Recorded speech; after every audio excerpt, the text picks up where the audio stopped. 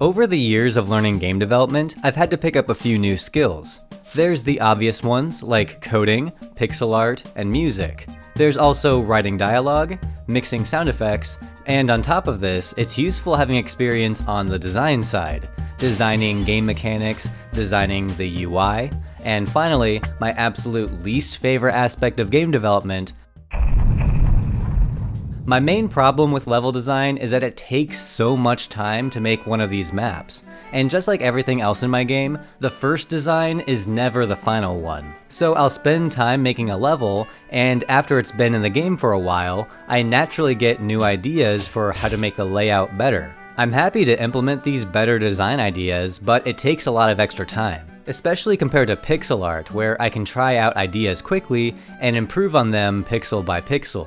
Same thing with sound effects. It's quick and easy to iterate on my own ideas until things sound good.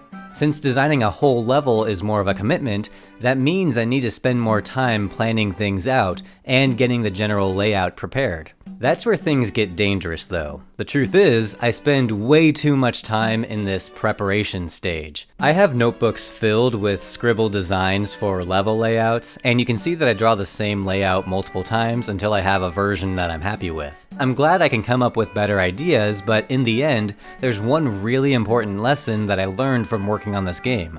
It's that you never know if an idea is good or not until you put it into practice. Since that's the case, a lot of the time that I spend planning things out doesn't really matter that much. I've found that it's better to just make something, test it out, and learn from it so your next attempt is better. I'm currently working on a new set of maps, and I have a whole new mentality going into these. First off, these are much smaller than the previous ones. I originally thought that bigger meant better, but it leads to things being needlessly far apart, and there's so much wasted space. By keeping things compact, it's easier to fill in the map completely, and I make really efficient use of the limited number of tiles. The other benefit of smaller levels is that I was able to better integrate foreground effects. Certain areas have background effects, like these clouds, but the huge maps were too spread out to utilize the foreground in a meaningful way. A smaller map size means that the player will spend more time closer to the borders of each map, and that's where the foreground is able to be the most noticeable without obstructing anything towards the middle. There's multiple layers to these treetops, and it has parallax movement with the camera, which is similar to how the clouds work. I've been focusing mostly on the individual level design so far in this video, but with this style of game where exploration is important, connecting each level together is its own challenge. A common piece of feedback with the demo is that it's difficult to tell exactly where in the game you actually are, in terms of world location. And I agree with this. It was hard to visualize a cohesive layout of the game world, which made exploration not so fun. Fixing this was a goal in the back of my mind as I was designing these smaller maps. I always loved the way that the world is laid out in the early Zelda games, especially Link's Awakening, or even the original Legend of Zelda. It's just a big grid of rectangles that connect with each other, and your map shows which cell of the grid you're currently in. It's impossible to get lost, and it's fun to explore since you can navigate yourself to new areas, simply based on the grid layout. With my game now having smaller level sizes, I think this translates nicely to having a grid. As I was planning this out, I actually used sticky notes to represent each map. That way I could rearrange them or swap out new ones really easily. Once I was happy with the design, again, I spent way too much time on this, that's when I first started development on the levels. To really tie this all together, in the pause menu I added a map tab. It's a simple design and it's kind of ugly still, but it does work and it shows your current position. But it also keeps track of which cells you've been to. Comparing this with Link's Awakening, the world itself is like a puzzle. You start off with a small open section on the west coast of the island, and after unlocking some items, more parts of the map become available.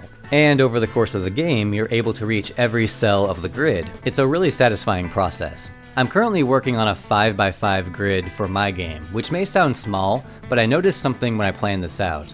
A lot of my maps are on the surface, some are underground, and some are in the sky. To make the entire game cohesive, I'm wanting to make 3 different grids, underground, surface, and sky, and you can travel between them at certain points, like the elevator up to the sky area. Checking the map, you stay on the same cell, but you just go up to the sky grid. And similarly, if you go anywhere in the sky and then fall, you'll land in the corresponding surface position.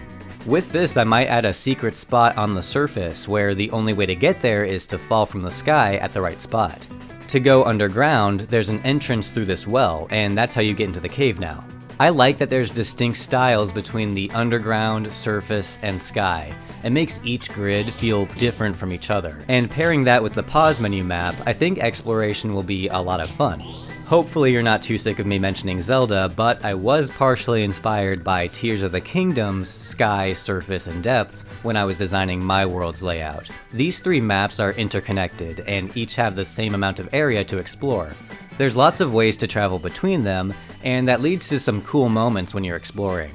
My take on this idea is more compact, but it's also more focused. I'm hoping to turn this game's world into a cool puzzle that people can slowly unravel as they unlock new abilities. Moonshire has a free demo on Steam. Adding it to your wishlist is a great way to support development. And if you enjoyed this video, I'd really appreciate you leaving a like. Thank you so much for watching.